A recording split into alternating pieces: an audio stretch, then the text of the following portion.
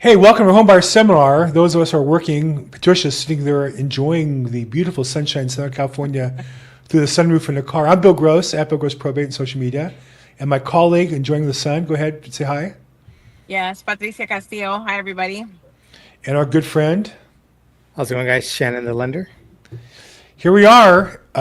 We are headed into the summer season where the real estate market's getting ready to get hot. How about the interest rates come down? For all the talk, is it me? All the talk about the news is the economy is volatile, is this, things are falling off, the wheels are falling off. Rates have been about the same the whole time. They're slightly below 7, 6.87. They're actually down a little bit today from when they were last week. Really no news on interest rates. They're just kind of where they've been, right? What I tell you? What did I tell you? A lot of drama over nothing. Yeah. I think we're gonna hold steady for a while. So, and again, I could be wrong. I hope I'm wrong, but prepare for what is now. I think everyone is just making decisions off hypothetical. Prepare for the worst, hope for the best. And at least worst case scenario, I'm wrong. You buy a house at a good price, and you're just able to refinance once you're in it. So, yeah. Okay, there you go. Yeah. And as far as the market overall, I think Patricia and I have a new listing we took a couple weeks ago. This Nice. ready to go into escrow. It's going to take a little time just to get the attorneys all kind of lined up on the same page. But if it was a normal seller, we'd be in escrow today. Right. Well, how So many there's offers some- did Usually you guys get? transactions take a little longer. Yeah, yeah. We got a handful of offers. In terms of actual bona fide offers, I want to say about 6 or 7. Oh, nice. That's Yeah, good on it. yeah, yeah, yeah.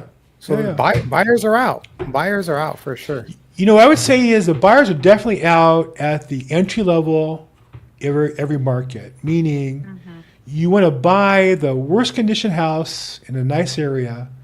That property is going to sell because people will fix it up or they'll live in it as is and get by, but they want to be in a property. The highest end house, the biggest house in the area, that one's probably going to be tough to sell. The one with all the amenities and the seller wants to get it all back. I don't think Right. you're getting the money back anymore. But the probate deals we tend to deal with are, need some love, need some improvement, need some cleanup, and there are people wanting to do that to get in house, and the market's still solid enough for those people, I think. It is. And I think also for these buyers, just like buyers and like us, we know handymen, we know contractors, we know people that, are skilled in different trades, right? Maybe it's a handyman that can do generally a little bit of everything, or people generally have somebody in their family that can do painting, flooring, tile. So buying a home like this, you get the benefit of customizing the home yourself, hiring the people that you want to hire so you know what kind of work they're doing, right? Because if you buy a home that's been flipped, it could be a good home, have some quality work done, but when you do it yourself and you hire your own people, you're able to see the work that's getting done. And if you along the way decide you want to change something, maybe you decided not to go with that backsplash in the kitchen, or you decided to switch out the vanity in the bathroom, you still have time to do that. And so that's really I think the beauty also of buying a home that needs some TLC is having the freedom to customize it and make it your own. That's a good point actually that I wanted to bring up as someone who's a first-time home buyer watching this. What are some things you would say to avoid when going into a house? Because obviously you said, hey, if it needs a fresh coat of paint, if it needs little things like that, but as a first-time home buyer going into a property, what are the things that should be intact or saying, hey, if this is an issue, you might want to consider either a major reduction or you might want to consider buying something else as a first time home buyer. What would you say are those that list of things of, hey, watch out for? Well, I would say there's things you can't see, right? Like you were not Right. going to go into the house. The buyer's not going to climb up on top of the roof.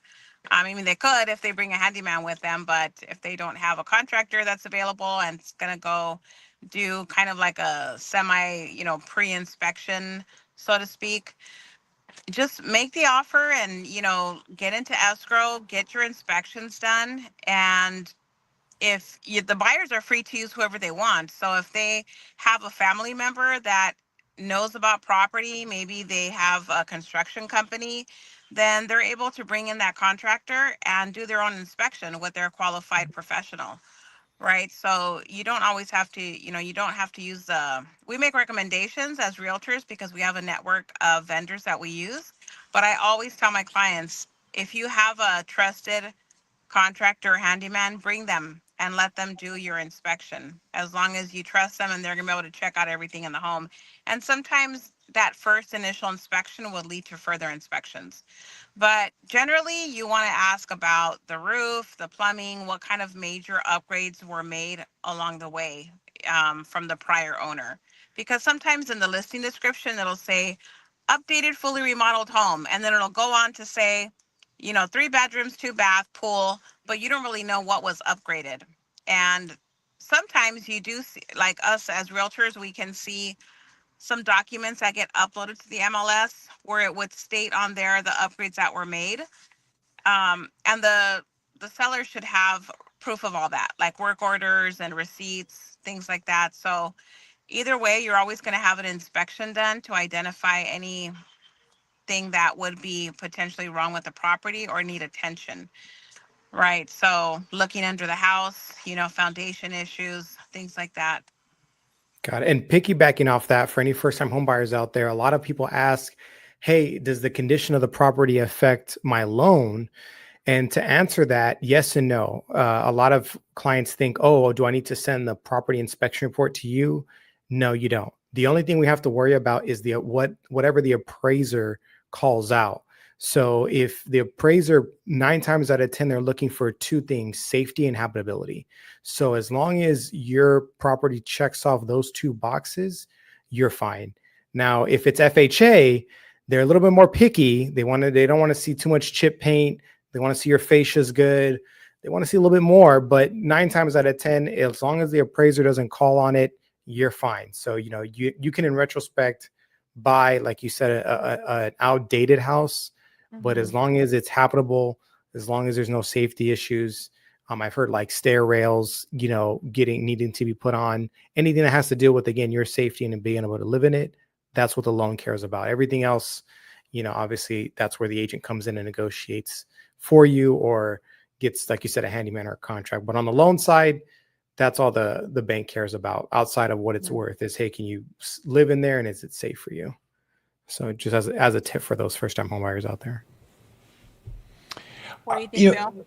I would say that when you find upgrades, when you go into a house and things have better than the normal, you're paying for that. Right. And so you have to decide, when you negotiate the deal, I think the sellers sometimes feel like, oh, well, we're going to make this really nice and we're going to freshly paint it this really artistic look, which could be great. But if the buyer just is very plain and you walk in, you see a property with fancy wallpaper and painting and all kinds of add-ons, you're paying for those. And so I think the thing to think about as a buyer is, what do you want? What do you need? And I'll never forget the best deal on a house I ever bought. My wife and I, we bought our first house, and it was like a starter home, and we knew it was too small, but it was good to live in. But the house that came in the market, I knew where it was. It was a cul-de-sac. I grew up in an area, there was a cul-de-sac, and our backyard was a avocado orchard and a park. I grew up in a very semi-rural kind of area, and I'm living in the city in Diamond Bar. But this house came in the market, we're backed up to the canyon on a cul-de-sac. And it was thrashed inside. I mean, every surface was a mess. Every paint was disastrous. It needed to be repainted surface, the entire house. Every sink had to be redone. But I could see it. It had the structure we wanted. It was new enough. And so I kind of saw that. And when my wife saw the property and would start crying because she thought, you're going to make me move this house. I said, no, honey, I'm going to give you a budget. I'm going to let you paint, carpet, every surface in the house. But can you imagine what it'd be like, if everything was done nicely? And so I think as a buyer, the challenge is to see it that we all like everything to be nice, neat, and clean. And I'm not handy at all. I don't do anything, but I do know how to get a budget together and hire good people to do the work. And so as a result, we got a house on the cheap that many buyers wouldn't buy because it was bad. And it took us about a week to repaint and carpet and tile. My wife did a really good job getting it all done. And we ended up with a really beautiful house on a great buy. And we liked the house a lot. That's where we wanted to live. And in those areas, you don't often get to pick where you live. Like if you want to be in a certain neighborhood, there's only so many houses in that neighborhood. And that house was available and we got it and we were in it. So I would just say as a buyer, you try to imagine what you can do to it. Don't buy the house that's perfect. Buy the house maybe that focus on the location and the structure. The cosmetics can always be changed or upgraded. Right. As long as the location meets your needs, the floor plan, the bed and bath count, then at that point you're already winning, right? Because Nice. most people will look at the location first because they're tying that to either their kids' schools, their commute to work, and family and babysitters. I love Right. that. So yeah, so Location, you said Mhm. floor plan and bedroom bath bed count. and bath Yeah, count. those are Right. the 3 things to look at. That's actually really good. Yeah, that's awesome. Okay, So great. I say if it checks off, I mean, to find a home that's absolutely perfect and meets everything on the list, it might happen, but as long as the home checks off 6 or 7 of those boxes, then I would say that's probably your ideal home. Because again, in the future, you can customize it. If maybe you want an extra bedroom, you can always add one in the future. You can budget for that and then add it later or add a restroom. Some homes may have like 1.5 baths and you may want another shower or, full bathroom. So those are things that you can add on later. But then you're going to you're going to have a result like Bill. You're going to buy a home at a really good price and then you're going to customize it along the way. I'm not going to customize it. Yeah, and I do nothing. I think that's the other thing is there are plenty of people in the world who love doing this kind of work. And my wife enjoyed the process of picking out and colors and negotiating with the contractors and stuff. And I really did nothing, but I saw the vision, made the budget, wrote a check, and stayed out of the way. That's really that was my contribution. Was I stay out of the way and bought pizza when it was all done for the guys. That's awesome. That's awesome. Okay, great. Another topic I had on here is debt. I'm actually coming across a lot of people with debt. And one thing I want to say about when you're buying a house, the banks don't necessarily care about how much you owe. What they care about, what's your monthly payment on that debt. Student loans included. Even I'm getting people that, hey, if they split up, they still have that, that debt that they had it jointly. Unfortunately, that is an account unless we can get some divorce decree saying that, hey, this is not your obligation. But you should definitely be aware of that, especially car payments. I know we talk about that a lot. But for those of you out there, it's not just your credit score that they look at. They look at how much debt you have and what are those monthly obligations. And I also get asked too, hey, are my utilities getting counted? No, it's whatever is on your credit report is going to get counted. And if you're co-signing for someone else, which I highly advise not to do, but if you are going to do it, make sure that they make the payments under their name, under their bank account, because with conventional guidelines, if someone else has been paying and they're on the loan as well, whatever that is, car loan, whatever the case is, if they have 12 months history of paying it out of their bank account, then we can possibly get that debt, removed from your debt to income ratio. But if they're paying you back every time you're paying it, that's a no-go. And I see that a lot where, hey, parents buy car for, daughter's working, but daughter just pays the parent every month for the car payment, but it's coming out of their account. It's like, sorry guys, I can't do much about that. But if daughter is putting the automatic payments under her name, then we can get that payment removed from you guys. So definitely something to look out at, watch out. And make sure you pay your credit cards a day before the statement date. A lot of people are I get a lot of credit card bills on the credit report and it says, oh, you owe, $5,000 on Amex. Well, I paid that off on the 1st. Well, your Amex, reports on the 24th. So you got to make sure if you want it to reflect on your credit report and your statement, then you got to pay a day before that statement date is. And you can just look at your statement, see when it ends, hey, we bill from the 24th to the 24th. that means you got to make sure it's paid on the 23rd. So that's another thing. A lot of people think if I pay my cards off on the 1st, it's not going to show. And that's not true. It's wherever your credit card has a statement date. That statement date you want to do it the day before, so you show a zero balance. So that's another key for people out there. You're paying credit cards, that's great, but you got to pay it at a great time, because if not, it's still going to show on your credit report. But yeah. So yeah, that's all. The other option is go cold turkey and just use debit cards while you're shopping for houses. Yeah, Another option. I try to tell people that. I told them, hey, you know what? Avoid credit cards right now, because once we pull, we got to make sure your credit score is exactly that, and all your debts are exactly that. No more, no less. Yeah. So, yeah, less is better. But yeah. Yeah, none's better than less, actually. And no new cars, don't buy anything new, and no 90-day same as cash stuff. Just pay for cash while you're buying the house. You get the best deal. You're going to save thousands of dollars by not incurring any debt. Yeah. And I think some of those tricky situations that seem very appealing.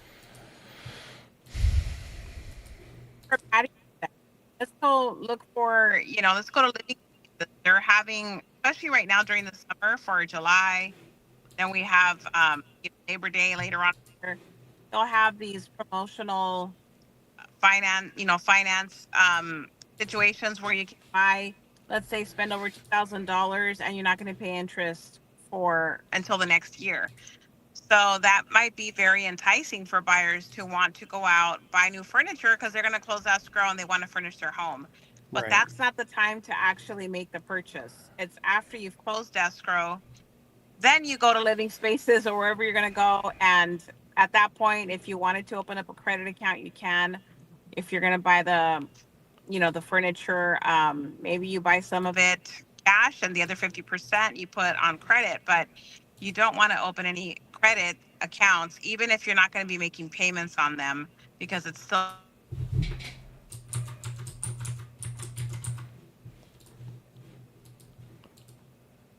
Patricia, you there? She's disappeared. Oh, no. It's like a magic trick. The credit gods did not like to hear that. Yeah, they. That's funny. The credit gods want you stuck paying credit forever, and they're not going to let you out. Patricia, you there? Yeah. I got, I don't know why my camera's like that, but can you hear me? Yeah. We can hear you Okay. now. Yeah. So just going back to what we were talking about, don't make any purchases while you're in escrow. Wait until your loan has closed. Don't make any Yep. purchases. Check. Yeah, just Wait definitely for everything. just get off the grid as best you can. And don't fight with your boss either. Oh my God. I don't know why last year I had two of those situations, like they're fighting with their boss and I'm like, don't get fired during the in escrow, please don't. Because they will check. Oh my God. It's like, just please, I had this buyer that I don't know why just got into it with her boss. Oh, I needed to leave an hour early to make this. I think it was the EMD or something like that. It was like early on the process and they were getting an argument. She like stormed off and like, F this lady. I'm like, please go back, apologize. Cause the last thing we need is for you to get fired. I'd rather you just have talk to the agent. I think the EMD coming in a day later is not going to kill the deal, but you getting fired will. So please play nice, be good at work. If you're busy at work, that's great. Stay busy. Try not to take less hours, but don't get fired. That's funny. I have had people transition, and they ask me, hey, can I transition now? I told them, hey, try to wait until after escrow before you move. So, I did have that situation where a client moved jobs midway through escrow. We had to wait another 15 days because they had to get a pay stubs for their new job, which was a delay. But yes, keep your job, keep your money, because this purchase is one of the biggest you'll ever make. Well, yeah, I think that's about it for today. The credit gods had enough. She's back. Back in. Okay. So I think overall, Patricia, what's going on this weekend? You have any open houses or any new properties to show people, or what's going on? Yeah, I think I'm gonna be doing an open house this weekend, Riverside.